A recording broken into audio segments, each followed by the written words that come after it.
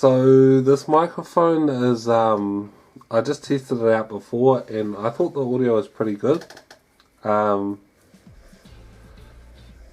thing about it that I liked was I didn't even really have to have the pop filter on. Like, it didn't make that sound, you know, when you say a word too loudly or something and it just goes real fuzzy. It didn't do that. It was really clear and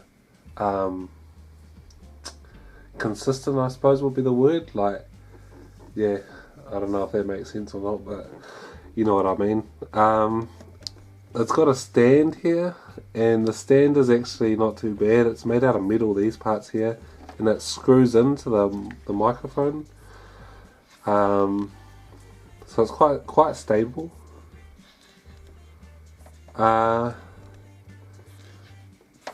I guess the bad thing about that is you'd probably have to only use it with the stand. Like, you couldn't put it on a desk stand, or maybe you probably can actually get adapters or something.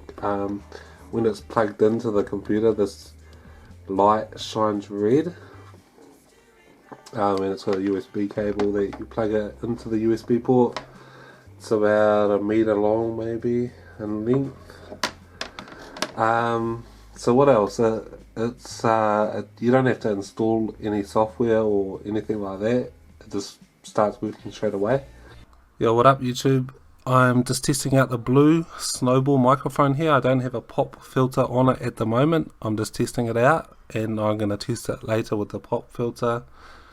The thing I like about this microphone is that you don't have to install any software. You just plug the USB cable straight into the laptop and it's good to go. So I'm just going to finish up now and test it with the pop filter neat. Hey YouTube, so now I'm just filming with the pop filter covering the blue microphone. You can pick these pop filters up pretty cheaply. I think I got it for like $3 or so off AliExpress, and I think they do make a difference. I'm not doing anything else to the audio too. I'm not removing background noise or anything like that, so yeah, I'll let you judge and be the judge. If you want, you can leave a message in the comments and tell me what you think of the audio, and yeah, thanks for watching.